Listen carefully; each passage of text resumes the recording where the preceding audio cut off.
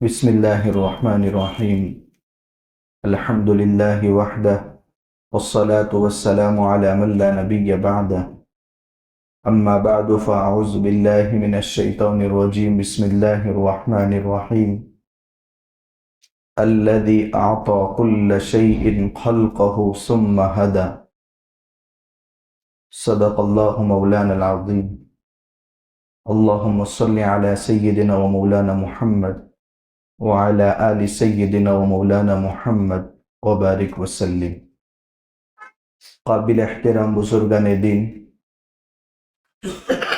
اس وقت کا جو ماحول آپ دیکھ رہے ہیں، دنیا میں صرف ایک ہی مذہب کو کیوں ٹارگٹ کیا جاتا ہے؟ اسلام اور اہل اسلام ہی کیوں نشانے پر ہیں؟ جس درخت پر پھل ہوتے ہیں پتھر اسی پر پھینکے جاتے ہیں، جو شجر بے ثمر ہوتا ہے، یعنی جس درخت پر پھل نہیں ہوتے لوگ نظر اٹھا کر بھی نہیں دیکھتے۔ دنیا میں جو مذاہب وقت کے ساتھ گزر گئے یا جن میں انسان کو مؤثر کرنے کی صلاحیت نہیں ہے، ایسے مذہب پر کوئی بھی تنقید نہیں کرتا۔ اس دنیا کے اکثر خطے کو جس مذہب نے گھیر رکھا ہے، جس کو ہم کرسچینٹی کے نام سے جانتے ہیں، آپ دیکھیں گے ایک ہی رسم باقی رہ گئی ہے کرسمس کے نام سے، باقی حلال اور حرام کی کوئی سرحد اس میں نہیں ہے۔ عورتوں سے کتنا جواز کا فائدہ اٹھانا ہے کوئی سرحد ان میں نہیں ہے۔ صحیح کیا ہے غلط کیا ہے وہ ساری تعلیمات ختم ہو چکی ہیں۔ ہمارے برادران وطن جن کو ہم ہندو کہتے ہیں، کوئی رام کی پوجا کرتا ہے تو راون کا پتلا جلاتا ہے، اور کوئی اسی راون کی پوجا کرتا ہے، مگر دونوں ہندو کہلاتے ہیں۔ کوئی خدا کا انکار کرتا ہے تو بھی وہ ہندو کہلاتا ہے۔ یہ وہ مذہب ہے جن کے اندر طاقت ہی نہیں رہی کہ وہ کسی کے دل میں جڑوں کی طرح پیوست ہو سکے، سوائے مذہب اسلام کے۔ اور مذہب اسلام ایک ایسا مذہب ہے کہ جس میں پورا نظام حیات موجود ہے۔ حلال کیا ہے، حرام کیا ہے، صحیح کیا ہے، غلط کیا ہے، بچپن کے احکام کیا ہے، پچپن کے احکام کیا ہے، تجارت کیسے کرنا ہے، سود سے کیسے بچنا ہے، ایک ایک چیز کی آپ کو تفصیل مذہب اسلام میں ملے گی۔ اور جو اس سے وابستہ ہو جاتا ہے، اسلام کی جڑیں اس کے دل میں اتنی پیوستہ ہو جاتی ہیں کہ پھر وہ مرنے مارنے پر آ جاتا ہے، مگر اس مذہب کو نہیں چھوڑتا۔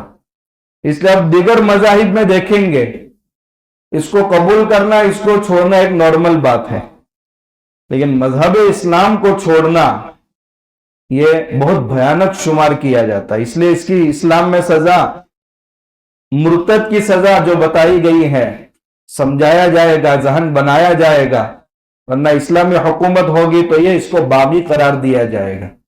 ظاہر سی بات ہے، جو حکومت کے ماتحت رہتا ہو اور پھر بغاوت کرے اور حکومت کے خلاف ناجائز بغاوت کرے تو پھر حکومت ایکشن میں آتی ہے۔ تو مذہب اسلام ایک ایسا مذہب ہے کہ جس کی تعلیمات بالکل دین کی طرح روشن ہے، اور یہ اللہ کی بہت بڑی نعمت ہے۔ اسلام ملتا ہے حسن انتخاب پر، اسلام ملتا ہے توفیق خداوندی پر، ورنہ سب سے معزز رشتہ اگر خاندان میں ہے تو وہ بیوی اور اولاد کا ہے۔ مگر آپ دیکھیں گے حضرت نوح علیہ السلام کا بیٹا ہدایت سے محروم ہے، حضرت لوط علیہ السلام کی بیوی ہدایت سے محروم ہے، اللہ کے نبی صلی اللہ علیہ وسلم کے ام محترم ہدایت سے محروم ہے، حضرت آسیہ کا شوہر فرعون ہدایت سے محروم ہے۔ اس لیے اللہ کے نبی صلی اللہ علیہ وسلم کو اللہ تعالیٰ نے فرمایا اِنَّكَ لَا تَهْدِي مَنْ أَحْبَبْتَ، آپ جن کو پسند کریں ان کو ہدایت نہیں دے سکتے، وَلَكِنَّ اللَّهَ يَهْدِي مَن يَشَاءُ، لیکن اللہ جس کو چاہتا ہے اس کو ہدایت دیتا ہے۔ تو اس نعمت پر ہمیں فخر ہونا چاہیے۔ آج دو باتیں ذکر کرنا ہے۔ مگر مختصر وقت میں دونوں باتوں کو کیسے ذکر کریں، پورا کرنا مشکل ہے۔ آپ نے قریب میں اتوار کے دن 22 جمادی الثانی بروز اتوار خاندان صدیقیت کا ایک چشم و چراغ، اللہ کا ایک نیک بندہ، محبوب العلماء والصلحاء، حضرت پیر ذوالفقار نقشبندی، جن کو ہم دامت برکاتہم کہتے تھے، اب وہ رحمت اللہ علیہ ہو گئے۔ یہ امت کے لیے ایک بہت بڑا حادثہ ہے۔ یہ جو ایک عالم دین کے اٹھ جانے کی جو خلا ہوتی ہے وہ پور نہیں ہوتی، کتنے فتنوں کا سبب ہوتا ہے، ان کی بھی کچھ حالات ذکر کرنا ہے۔ اور آپ کو معلوم ہے کہ آئندہ کل اس ملک کے کیپٹل میں ایک بڑی ڈیبیٹ ہونے جا رہی ہے۔ مفتی شمائل ندوی صاحب اور نام نہاد ملحد جس نے اپنا نام مسلمانوں جیسا رکھا ہے، ان دونوں کے درمیان، اس لیے دعا ہونی چاہیے کہ اللہ نے بھی جیسے میدان بدر میں اسلام کو غلبہ عطا فرمایا تھا، مگر دونوں چیزیں تھی۔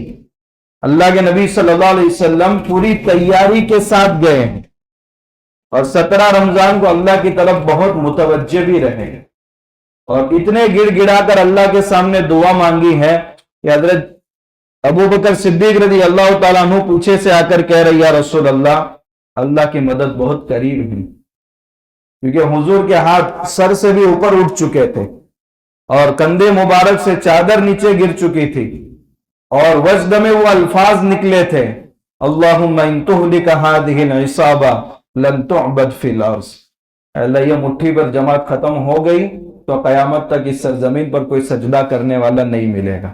تو اللہ کے نبی صلی اللہ علیہ وسلم کی دونوں تیاری تھی، عسکری اعتبار سے بھی تیاری تھی، اور اللہ تعالیٰ کی طرف چند لمحات تنہائی میں بھی اللہ کے نبی صلی اللہ علیہ وسلم نے گزارے تھے۔ اور مسلمان ہمیشہ میدان دو باتوں سے ہی جیتتے ہیں، ایک تیاری جو اللہ کا حکم ہے اسباب اپنانے کا، اور ایک دعا۔ تو ہر مسلمان کو یہ دعا کرنی چاہیے، باقی کوئی کتنا بھی نام نہاد مسلمان ہو کہ غیر مسلم ہو، اسلام پر کتنی بھی تنقیدیں کرے، ہمیں کوئی فرق نہیں پڑتا، یہ تو ایک نیچرلی چیز ہے۔ اس لیے مسلمانوں کا اعتماد پہلے سے اسلام پر برقرار رہنا چاہیے۔ اگر پوری دنیا منکر خدا سے بھی بھر جائے تو دین اسلام کو کوئی فرق پڑنے والا نہیں ہے۔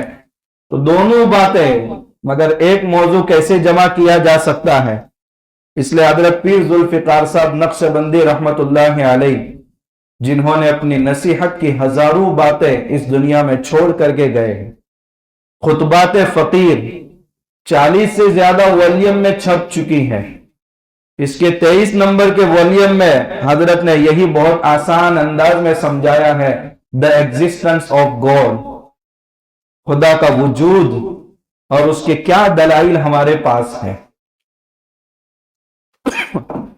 بہت ساری باتیں حضرت کے متعلق آپ نے سن رکھی ہوگی، مگر اصل بات وہ یہ ہے کہ اللہ اپنے بندوں کو ایسی مقبولیت کب دیتا ہے۔ ہم میں سے ہر ایک کو طے کرنا ہے کہ ایک ذوالفقار اللہ کے پاس گیا ہے، ہم ہر گھر میں ذوالفقار پیدا کریں گے۔ ہم کیسے باپ بن گئے ہیں کہ ہمارے گھر میں ذوالفقار جیسے اولاد پیدا نہیں ہو رہی۔ اللہ کے نیک بندوں کی مقبولیت کا راز یہ ہے کہ جب مائیں مصلح پر اولاد کے لیے روتی ہے تو امام بخاری جیسے محدث پیدا ہوتے ہیں، جب مائیں مصلح پر اپنی اولاد کے لیے روتی ہیں تو عمر ابن عبدالعزیز رحمت اللہ علیہ جیسے خلیفہ پیدا ہوتے ہیں، مائیں جب اپنے مصلح پر روتی ہیں تو حضرت مولانا الیاس کاندیلوی رحمت اللہ علیہ سے جیسے عظیم داعی پیدا ہوتے ہیں، مائیں جب مصلح پر اپنی اولاد کے لیے روتی ہیں تو محمد بن قاسم جیسے مجاہد پیدا ہوتے ہیں، مائیں جب مصلح پر روتی ہیں تو علی میاں ندوی رحمت اللہ علیہ جیسے مفکر پیدا ہوتے ہیں، مائیں جب مصلح پر روتی ہیں تو ذوالفقار جیسے صوفی پیدا ہوتے ہیں۔ آج ہماری عورتوں کا رونا بھی کم ہو گیا، تہجد تو درکنار۔ حضرت مولانا ذوالفقار صاحب نقشبندی رحمت اللہ علیہ کے حالات میں ہے، حضرت فرماتے میری عمر 3 سال کی ہے، میں والدہ کے ساتھ ایک ہی بستر پر سوتا تھا، مگر جب رات میں 3 بجتے تھے تو میرے بستر پر میری والدہ نہیں ہوتی تھی۔ میں دیکھتا تھا کہ سرحانے میری والدہ مصلی بچھا کر مسلسل 1 گھنٹہ دعا کرتی تھی اللہ کے سامنے۔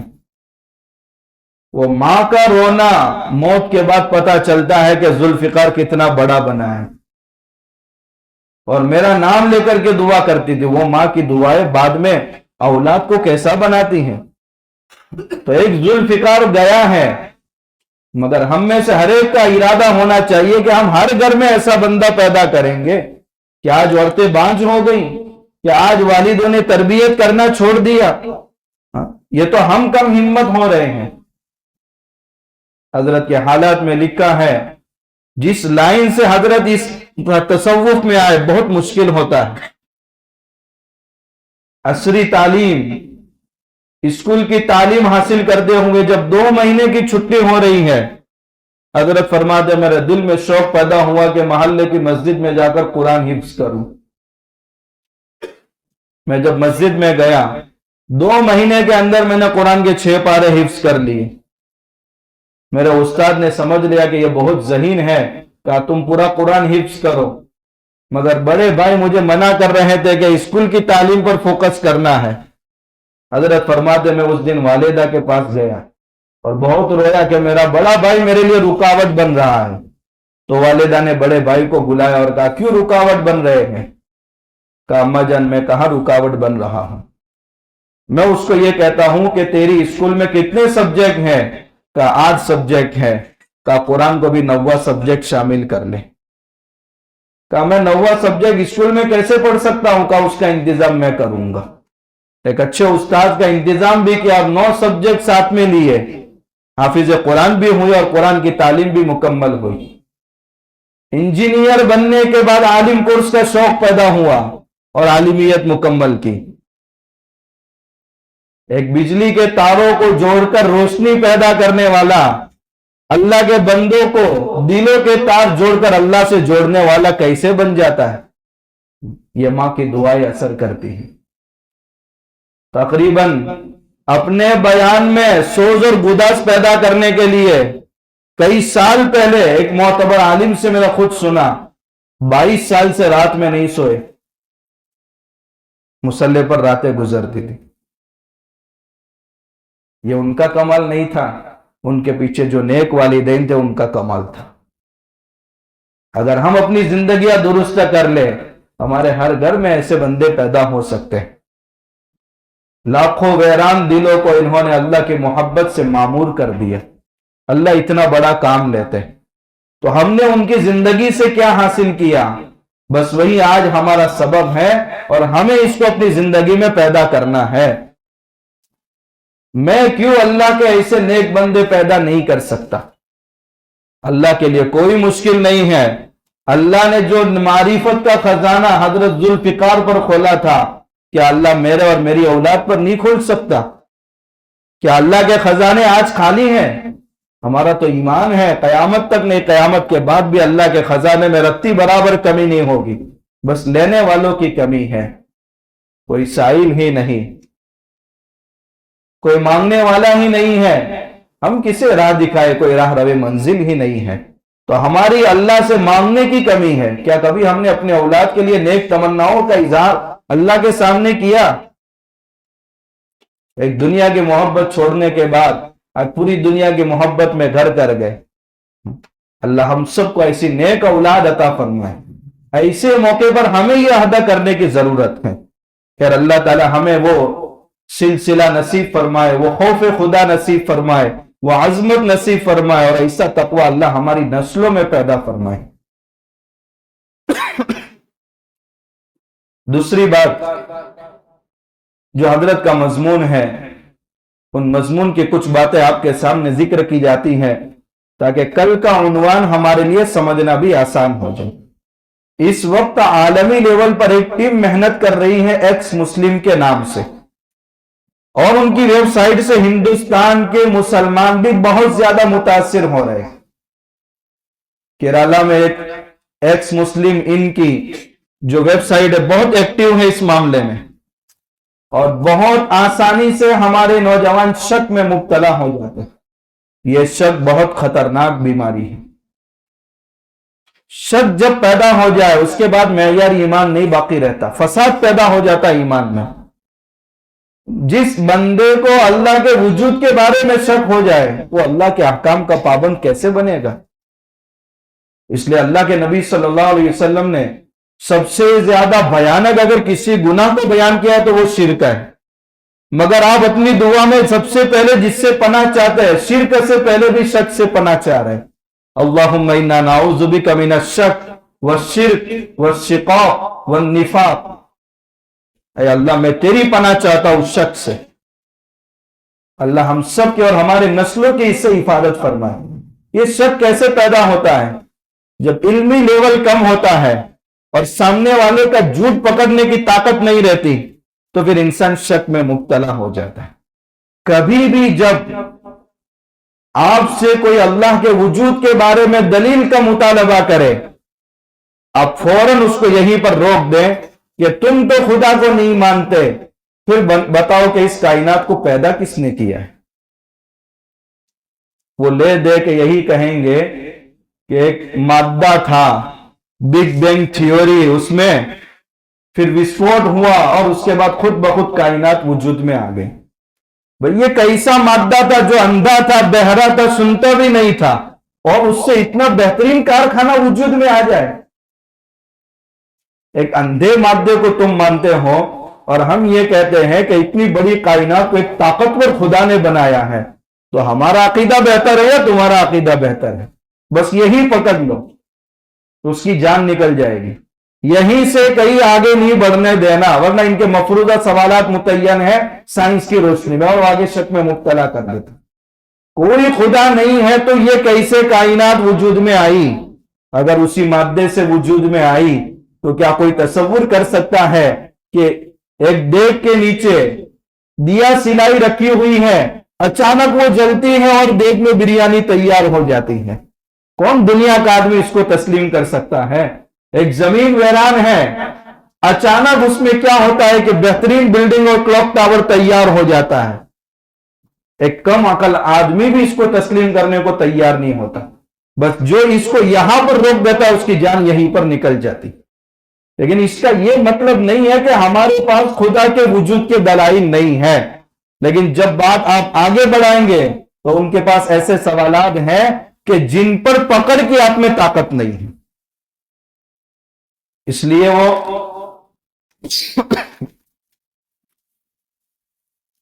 دوسرا جو سوال ان کا یہ ہوتا ہے وہ یہی ہوتا ہے کہ آپ جس خدا کو مانتے ہیں، ہمارا اصول یہ ہے کہ ہم بغیر دیکھے کسی چیز کو نہیں مانتے. ان کے جو ایپسٹیمولوجی ہے اس کے دو ہی اصول ہے، یعنی کوئی چیز معلومات میں اسی وقت آ سکتی ہے جب اس کو آبزرو کر سکے یا اس کا ایکسپیرینس ہو. نعوذ باللہ وحی کا انکار، پورے قرآن کا انکار، پوری شریعت کا انکار. اب وہ یہ بندہ یہ کہتا ہے دیکھے بغیر میں کسی چیز کو نہیں مانتا، اور آپ کہہ رہے اللہ ہے اور اللہ دکھتا نہیں، میں کیسے مانوں؟ اب آپ یہاں اس کے جھوٹ کو پکڑ نہیں پاتے. اس کا جھوٹ بہت واضح ہے کہ ایک بندہ سویا ہے اور اس کے پاس میں دوسرے بندے کی لاش رکھی ہوئی ہے. بظاہر دونوں میں کوئی فرق ہے؟ کوئی فرق نہیں ہے. دونوں کو قبرستان میں لے جا کے دفن کرنا چاہیے. مگر کیا کرتے ہیں؟ ایک زندہ ہے، اس میں روح ہے، تو وہ روح کس کو نظر آتی ہے؟ بظاہر دونوں سوئے ہیں مگر کوئی فرق نہیں ہے، لیکن وہ لوگ فرق کرتے روح کے ذریعے اور اس کو دفن نہیں کرتے. تو بھئی وہ روح کہاں دکھائی دیتی ہے؟ اس کا حرکت کرنا علامت ہے کہ اس میں روح ہے. یہ کائنات کا نظام بالترتیب چلتے رہنا یہ علامت ہے کہ اللہ کا وجود ہے. اب آپ دیکھیں گے نہیں دکھائی دے رہی ہے روح، اس کے باوجود بھی دفن نہیں کر رہے، اس کو زندہ مان رہے ہیں. معلوم ہوا کہ بغیر دیکھے بھی وہ مان رہے ہیں، اور جو اصول بتا رہے بغیر دیکھے کوئی چیز نہیں مانتے وہ جھوٹ بول رہے ہیں. کئی چیزیں ہیں آپ سارے زیادہ جانتے ہیں، لیکن شک میں مبتلا نہ ہو، اس لیے یہ باتیں یاد رکھنا بہت ضروری ہے. بے شمار مثالیں اس کی ہیں. انسان کی عقل ہے, نظر نہیں آتی, حصی طور پر نہیں بتایا جا سکتا. انسان کے جسم میں درد اٹھتا ہے, کون سا جسم ایسا خالی ہے جس میں درد نہ ہوتا ہو؟ مگر جسم بتا دیتا ہے کہ درد ہو رہا ہے کہ نہیں ہو رہا ہے. یہ کائنات بتا رہی ہے کہ اس کائنات کا پیدا کرنے والا خدا موجود ہے یا نہیں ہے. تو بے شمار دلائل ہے. جس آیت کو میں نے پڑھا ہے آپ کے سامنے, سورہ طٰہٰ کی بہت مختصر آیت ہے, آیت نمبر 50, الذی اعطى كل شیء خلقہ ثم ہدی. آپ کو قرآن کی ہر آیت میں اللہ کا وجود سمجھ میں آئے گا, شرط یہ کہ آپ تفکر کریں, آپ غور و فکر کریں. اللہ تعالیٰ اس آیت میں فرماتے ہیں اللہ وہ ذات ہے جس نے ہر چیز کو وجود بھی بخشا اور ہدایت بھی عطا فرمائی. زندگی گزارنے کا طریقہ بھی اللہ نے اپنی طرف سے بتایا, کئی ٹریننگ کے لیے جانے کی ضرورت نہیں پڑی. ایک جانور کے پیٹ سے پیدا ہوتا ہے, اور ایک پرندے کے انڈے سے پیدا ہوتا ہے. ایک زمین پر چل رہا ہے, ایک آسمان پر اڑ رہا ہے. دونوں کو یہ طریقے کس نے سکھائے ہیں؟ الذی اعطى كل شیء خلقہ ثم ہدی. آپ ایک مرغی کا انڈا لیں اور ایک بطخ کا انڈا لیں, دونوں بطخ کے نیچے رکھیں. جب تھوڑے دن کے بعد دونوں بچے پیدا ہوں گے, آپ بطخ کو پانی میں ڈال دیں, وہ تیر کر دکھائے گا. اور مرغی کے بچے کو اگر آپ پانی میں ڈال دیں تو وہ اندر ڈوب جائے گا, کیونکہ ایک زمین کا جانور ہے اور ایک کو پانی میں تیرنا اللہ نے سکھایا ہے. جو مچھلیاں پیدا ہوتی ہیں تیرنے کے لیے کہاں ٹریننگ لینے جاتی ہیں؟ آپ نے دیکھا ہوگا پائلٹ کو کتنی پریکٹس کرنی پڑتی ہے ہوائی جہاز اڑانے کے لیے. اتنی مشقت والا کام ہے تب جا کے وہ فلائٹ اڑا پاتا ہے. اگر پرندوں کے لیے بھی اس ٹریننگ درکار ہوتی تو پتہ نہیں پرندوں کا کیا حال ہوتا. اولم یروا الی الطیر فوقہم صافات ویقبضن. اللہ فرماتے ہیں کہ یہ پرندوں کو نہیں دیکھتے کیسے آسمانوں میں صف بستہ اڑ رہے ہیں. ما یمسکہن, کون روکے ہوئے ہیں ان کو, الا الرحمن, سوائے رحمان کے. تو بے شمار دلائل ہے. الذی اعطى كل شیء خلقہ ثم ہدی. کبھی وجد کے ساتھ اس آیت کو پڑھتے جائے اور اللہ کے سر بستہ راز آپ کے سامنے کھلتے جائیں گے. وفی الارض آیات للموقنین. اللہ تعالیٰ فرماتے ہیں ہمارے وجود کے دلائل تلاش کرنے کے لیے آپ کو کہیں دور جانے کی ضرورت نہیں. آپ زمین کو دیکھیں, آسمان کو دیکھیں. وفی الارض آیات للموقنین. یہ زمین اور سورج, ان دونوں کے درمیان جتنا فاصلہ اس وقت موجود ہے کہ جس کی وجہ سے گرمی اور سردی میں اعتدال ہے, کھیتوں میں آسانی سے سارے پودے اگتے ہیں. اگر یہ فاصلہ اس سے کم ہو جائے اور سورج مزید آدھا قریب آ جائے تو اس دنیا کے اندر زمین پر گھاس اگنا ہی ختم ہو جائے, سارے نباتات جل کر کے ختم ہو جائے. اور یہی سورج اگر اسی فاصلے سے ڈبل دور چلا جائے تو اس زمین پر برف باری ہونے شروع ہو جائے اور اس کی تپش سے پودے اگنا ہی ختم ہو جائے. کون ہے وہ ذات جو زمین اور سورج کے درمیان اس توازن کو برقرار رکھے ہوئے ہیں؟ افی اللہ شک فاطر السماوات والارض. کیا ایسے اللہ کے بارے میں شک ہے؟ کئی سال پہلے کسی نے گجراتی میں ایک پویم کہی تھی, اس میں اس نے کہا تھا کہ ایک ٹوٹے ہوئے عضو کو جس ڈاکٹر نے درست کر لیا اس کو تو ایشور تک کہہ دیتے ہیں, اور جس نے سارے اوزن صحیح سلامت دیے ہیں اس کے تو خدا ہونے میں بھی شک کرتے ہیں. یہی تو قرآن آج سے 1450 سال پہلے کہہ رہا ہے افی اللہ شک فاطر السماوات والارض. کیسے اللہ کے بارے میں شک ہے جو آسمان اور زمین اور ہر چیز کا خالق ہے. ایک آدمی ایک کار کے ذریعے سفر کر رہا ہو اور وہ کار ایسی ہو کہ فی گھنٹہ 100 کلومیٹر کا سفر طے کرتی ہو, اس کے ٹائر میں اگر توازن برقرار نہ رہے تو وہ گاڑی کتنی ہلتی ہے. یہ زمین فی گھنٹہ 1300 کلومیٹر کا سفر اپنے محور پر طے کرتی ہے. اس کا ویل بیلنس کون کنٹرول کر رہا ہے؟ افی اللہ شک فاطر السماوات والارض. انسان کو پتہ بھی نہیں چل رہا کہ زمین حرکت کر رہی ہے یا رکی ہوئی ہے، مگر آج کی سائنس ثابت کر رہی ہے. اور اتنا بہترین بیلنس کرنے والی طاقت کون سی ہے سوائے اللہ کے، اور کوئی نہیں ہے. اللہ تعالیٰ فرماتا ہے زمین بھی اگر نہ دکھائی دے وفی انفسکم، اپنی ہی ذاتوں میں غور کر لو. اللہ نے اربوں خربوں کی تعداد میں انسان بنائے، اور ہر انسان میں اللہ تعالیٰ نے 5-6 اعضاء کے ذریعے ہی باڈی تیار کی ہے، مگر اس کے باوجود آپ دیکھیں تو ہر ایک کی شکل الگ ہے، ہر ایک کی آواز الگ ہے. اور ایک پینٹر کو آپ کہیے 1000 صورتیں بنائے، 15 کے بعد ڈبل کاپی شروع ہو جائے گی. افی اللہ شک فاطر السماوات والارض، کیا ایسے اللہ کے بارے میں تم شک میں پڑے ہوئے ہو جو آسمان اور زمین کا پیدا کرنے والا ہے؟ اور اپنی ذات میں غور کرو. اللہ نے بدن میں بالوں کا نظام رکھا ہے، مگر ہر ایک کی رفتار بڑھنے کی ایک کنٹرول کے ساتھ ہے. جس طرح سر کے بال بڑھتے ہیں، اگر آنکھوں کی پلکیں اور بھویں بڑھنے لگے تو انسان اور جنات اور بھوت میں کوئی فرق نہ رہے. وہ کون سی ذات ہے جو ہر جسم کے الگ الگ بالوں پر کنٹرول کے ساتھ اس کو بڑھا رہی ہے؟ اپنے ناخن کو بھی دیکھ لیجئے کہ اگر اسی رفتار سے ناخن بڑھنے لگے جس رفتار سے سر کے بال بڑھتے ہیں. ایک بچہ چھوٹا ہوتا ہے، اس کے پیر کے جو سائز ہوتا ہے جوانی میں کتنا بڑھ جاتا ہے.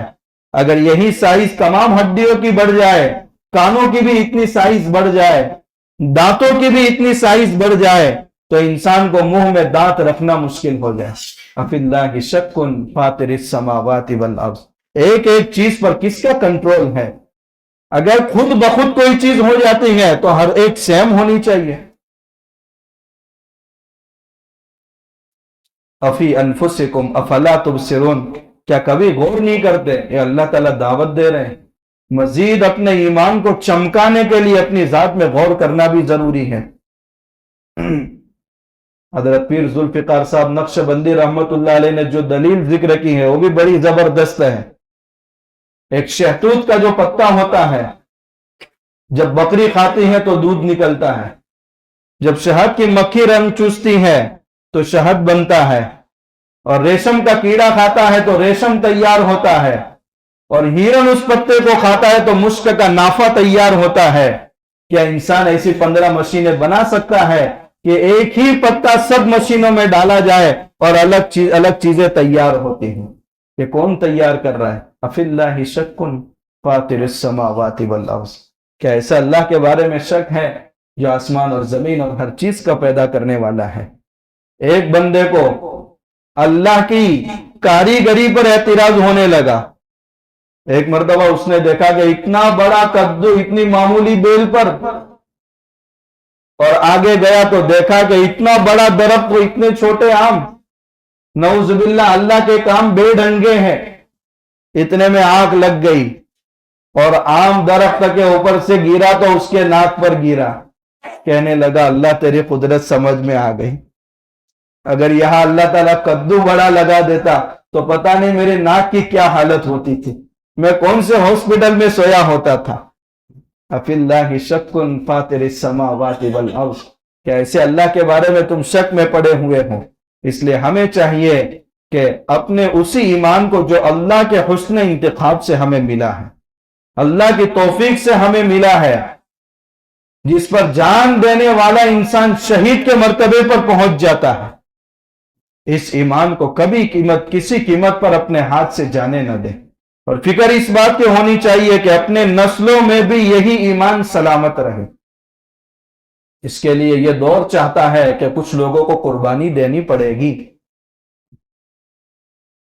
جو ماحول اس ملک کے اندر تیار کیا جا رہا ہے، چاہے وہ عیسائیت کے ذریعے ہو یا ہندوازم کے ذریعے ہو، ہمارے بچے جن اسکولوں میں تعلیم حاصل کر رہے ہیں، واقعتاً چاروں طرف ماحول ان کو ایمان سے ہٹانے کا ہے. چاہے وہ ملحد بنانے کا ماحول ہو، چاہے وہ عیسائی بنانے کا ماحول ہو، چاہے ہندوازم کی طرف مائل کرنے کا ماحول ہو. بہت زیادہ چوکنا رہنے کی ضرورت ہے. یہ دسمبر کا مہینہ چل رہا ہے، ہمارے بہت سارے بچے کرسچن اسکولوں میں پڑھتے ہیں اور ان کے جو پروگرام اس مہینے کے ہوتے ہیں یہ خالص مذہبی پروگرام ہے، خالص مذہبی پروگرام ہے، جس میں ان کو صلیب دکھائی جاتی ہے، اپنے مذہب کے گانے ان کو سنائے جاتے ہیں اور عیسائیت کو دل میں بٹھایا جاتا ہے۔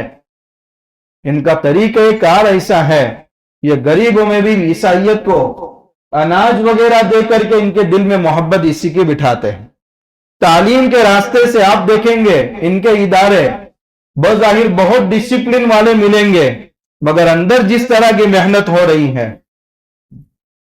کل ایک صاحب کو جب توجہ دلائی گئی تو وہ صاحب کہنے لگے، بہت دیندار آدمی، مگر وہ صاحب کہنے لگے مولانا 2 سال ہے بس، اس کے بعد میں اپنے بچوں کو ہٹا لوں گا۔ میں نے کہا بھائی 2 سال میں تو بہت کچھ اس کے دل کی دنیا بدل چکی ہوگی، پھر اس کے بعد آپ چاہیں گے تو نہیں ہٹا سکیں گے۔ چولہے میں 1 منٹ تک انگلی رہے اور اس کو گرماہٹ نصیب نہ ہو، یہ بہت ناممکن سی بات ہے۔ جب ایک طرف بچپن میں آپ کے بچے کے دل پر محنت ہو گئی اور آپ اس کو پھر نکالنے کی محنت کرے، یہ ناممکن ہے۔ ہمارے گھروں کا ماحول ایمانی اعتبار سے اتنا مضبوط نہیں ہے، ہماری عورتیں دینی اعتبار سے اتنی مضبوط نہیں ہے، اور ہمارے پاس اللہ معاف فرمائے عورتوں کی دینی ذہن سازی کا ایسا نظام بھی نہیں ہے کہ ان عورتوں کو دینی اعتبار سے وہ ماحول ہم فراہم کر سکے، اور اس کے بعد ہم امید رکھتے ہیں میں اپنے کو گناہ سے نہیں بچا سکتا، اپنے بچوں کو کیسے بچا سکوں گا؟ جب حلال اور حرام کی بات آتی ہے، میں حرام میں مبتلا ہو جاتا ہوں، میری اولاد سے میں کیسے امید کر سکتا ہوں کہ میں اپنی طاقت کے بل بوتے پر ان کو بچاؤں گا؟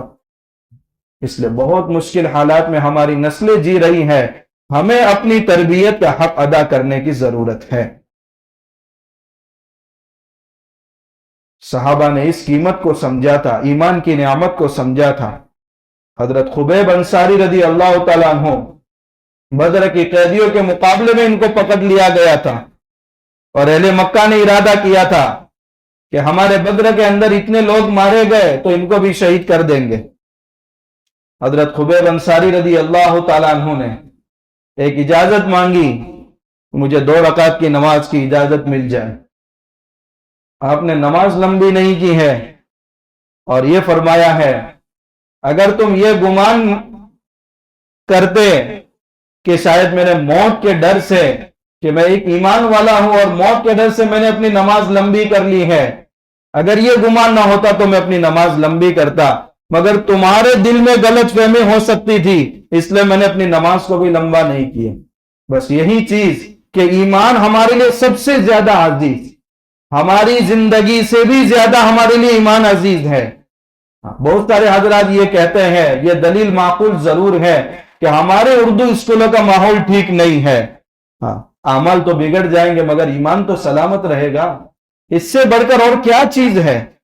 جو تربیت عملی اعتبار سے ہے وہ مکتب کے ذریعے یا گھر کے دینی ماحول کے ذریعے ہم درست کر لیں گے، وہ ہمارے ہاتھ میں ہے، مگر جب بچوں کے دل سے ایمان کی محبت ہی نکل جائے گی تو پھر آپ کیا محنت کر پائیں گے؟ ایسے نوجوان سے ابھی قریب میں ان کے والد سے میری ملاقات ہوئی تھی جو ہاتھ سے نکل چکا، بہت بڑے عہدے پر ہے مگر ہاتھ سے نکل چکا۔ والد رو رہے تھے کہ مولانا آپ ان سے رابطہ کریں، مگر وہ گھر پر نہیں تھا، رابطہ بھی نہیں ہو سکا، مگر بہت فکر، مگر ہاتھ سے بچہ نکل جانے کے بعد کیا فائدہ؟ اس لیے آج کے مجلس میں ارادہ کریں کہ اپنے گھر کا ماحول بہت درست کریں گے، اپنی عادات اور اطوار کو ہم درست کریں گے اور اس ماحول میں اپنی ذمہ داری کو ادا کر کے اللہ کو دکھائیں گے۔ اللہ بہت طاقتور ہے، ہر ایک کے ساتھ اللہ ہے۔ حضرت مولانا ذوالفقار صاحب نقشبندی رحمت اللہ علیہ اکثر بیان میں فرمایا کرتے تھے کہ جب اللہ کا نیک بندہ ایک مرتبہ اللہ کو کہتا ہے یا اللہ تو اللہ اس کو جواب دیتے ہیں لبیک، اور جب گنہگار بندہ اللہ کو پکارتا ہے تو اللہ 3 مرتبہ جواب دیتا ہے لبیک لبیک لبیک۔ موسیٰ علیہ السلام نے پوچھا کہ یا اللہ کیوں ایسی بات، جب نیک بندہ پکارتا ہے تو 1 بار جواب ملتا ہے اور گنہگار پکارتا ہے تو 3 بار جواب ملتا ہے؟ تو اللہ تعالیٰ نے فرمایا موسیٰ نیک بندوں کو تو ان کی نیکی کا سہارا ہوتا ہے، گنہگار بندوں کو کس چیز کا سہارا ہوتا ہے سوائے میری رحمت کے؟ تو اللہ کی رحمت اگر ہم کو حاصل ہو جائے بہت بڑی چیز ہے۔ اپنے بچوں کی تربیت پر آپ توجہ دیں، آپ اگر نمازوں کا اہتمام نہیں کرتے اور اولاد سے امید رکھے بہت مشکل ہے. آپ اگر اپنی آنکھوں کی حفاظت نہیں کرتے اور مخلوط ماحول میں آپ اپنے بچوں کو بچانا چاہے بہت مشکل ہے. اپنے آپ کو بدلنا سیکھے، گھر کا ماحول خود بخود بدلتا جائے گا. اپنے آپ کو اللہ کے حوالے کر کے دیکھے، اللہ بہت طاقتور ہے. 100 اسباب گناہ پہ ہیں مگر اللہ بچاتا ہے. ایسے بھی نوجوان گزرے ہیں کہ کالج کے لائف میں 5 سال 6 سال گزارے مگر کبھی بدنگاہی نہیں ہوئی. اس لیے جو اللہ کے نیک بندے اس وقت موجود ہیں ان علماء کی قدر کر لیں، ان کے ساتھ اپنا تعلق استوار کرے. انشاءاللہ اپنی نسلوں میں ایسے افراد پیدا ہوں گے. یہ حضرت مولانا ذوالفقار صاحب نقشبندی رحمت اللہ علیہ کی رحلت کا سبب ہے کہ ہر گھر میں انشاءاللہ ذوالفقار پیدا ہوگا. سب سے پہلے اللہ مجھے اس تعلق سے محنت کی توفیق عطا فرمائے اور ہمارے تمام ساتھیوں کو اس کی توفیق عطا فرمائے. وآخر دعوانا الحمدللہ رب العالمین.